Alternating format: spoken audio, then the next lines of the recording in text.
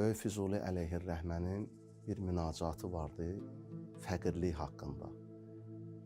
Fəqirlik lüğəti mənada kasıblıq, yoxsulluq deyilsə də, irfan ədəbiyyatında, yəni maddi və mənəvi cəhətdən yalnız və yalnız Allaha möhtac olanlar, həm maddiyyat, həm mənəvi cəhətdən Allaha ehtiyacı olanlara irfan ədəbiyyatında fəqir adlandırırlar ki, istinadən Qur'an-ı Kərimin bu ayəsinə istinad ediblər ki, Ya əyyuhən nas, əntumul fəqara'u ilallah, vallahu huvəl ğaniyyul hamid. Ey insanlar, sizin hamınız Allaha möhtaçsınız və Allah ғəni, yəni ehtiyacsız və tərifə layiqdir.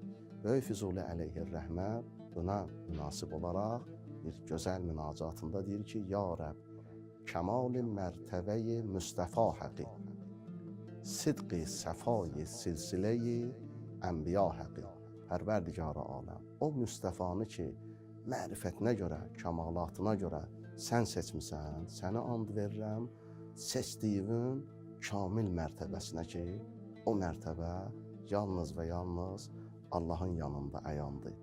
Və sənə and verirəm, sidqi səfai silsiləyi ənbiya həqi, 124 min peyğəmbərlər ki, sidqinə sənə bəndə olublar və ardıcıl olaraq öz bəndəçiliklərində səfa göstəriblər, onların haqqına sənə and verirəm.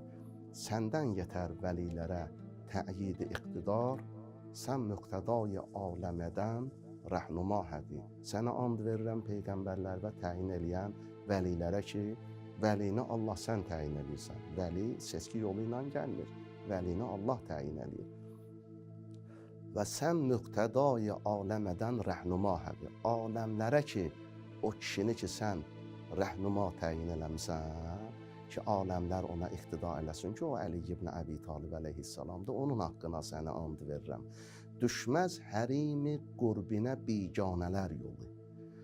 Allahın əhkamına, Allahın şəriətinə, Allahın əmirlərinə, Allahın boynunda təyin etdiyi təkliflərə biganə olan, Allaha heç vaxtı yaxın ola bilməz.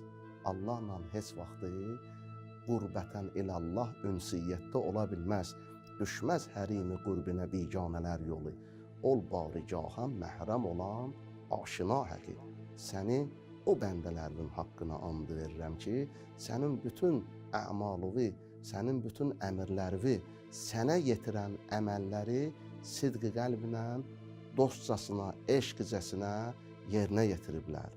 Ki, buyurur, qəhrindəki siyasəti asab-ı xof üçün, qəhrindəki siyasəti asib-i xof üçün, lütfündəki lətafəti feyzi rəca həqi. Yəmkurullah və yəmkurullah və Allahu xeyrul makirindir. Qur'an-ı Kərim bəziləri Allaha məkr eləyərlər, Allah üçün tədbir tökərlər ki, Allah deyən olmasın. Lakin Allah o tədbiri xeyirliyə müvəssəl eləyər, xeyirliyə dəyişər. Deyir, səni and verirəm o qəhrindəki siyasətə, məkrüvə ki, onu sən onların qəhrinə səbəb ola biləcək və möminlərin xeyrinə dəyişiləcək bir siyasətlə, bir müdarana rəftar eləyirsən və səni and verirəm lütfündəki lətafəti feyzu rəca həqi. O bəndə ki, xofla rəca arasında qalır, Allah Teala bəndəni qorxutmaqla günahdan yayındırır və bəndəyə öz rəhmətinə ümid bağlamaqlıqla onda ilahi bir ümid və ilahi bir eşq yaradır. Əslində bu da Allahdan bir lütfüdür. Allahdan bir bəndəsinə yaxşılıqdır. Allahdan gələn qorxutmaqlıq da Allahın lütfüdür.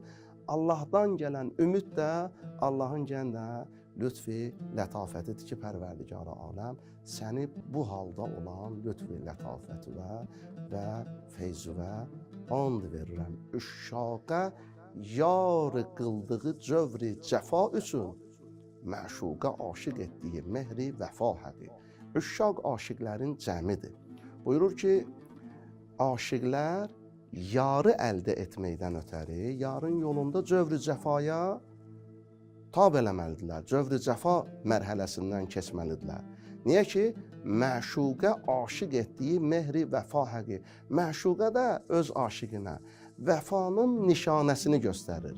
Vəfanın mehrini göstərməklə o cövrü cəfa vaxtında çəkdiyi istirablar vaxtında o vəfanın mehri onda sanki bir aramlıq yaradır.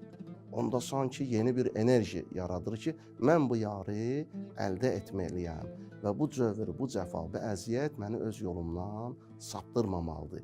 Deyir Pərverdigar aləm, onlar hamısı səndəndir. Səndən gələn ümiddir, səndən gələn enerjidir ki, yalnız və yalnız həqiqi aşiqlər onu duya bilər. Və Mərəkə beyti də budur, deyir, Leylidə zahir eylədiyin feyzi hüsnüsün. Leylidə zahir eylədiyin feyzi hüsnüsün. Məcnunə verdiyin qəmi, dərdu, bəla həqi. Əslində tarixi ədəbiyyatda yazılır ki, Leyli o qədər də gözəl deyil idi. Amma Allah bütün gözəlliyi Leylinin simasında Məcnuna göstərirdi.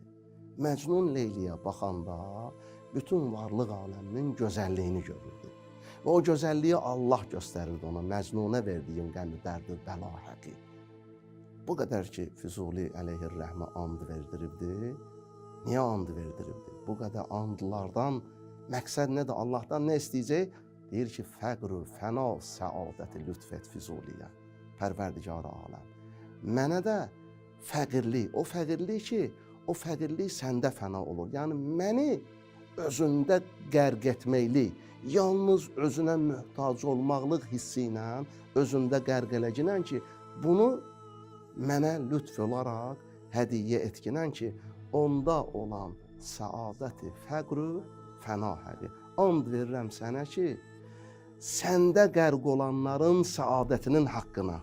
Allah, bir adam ki, Allahda qərq olaya, ondan yüksək səadət ola bilərmi?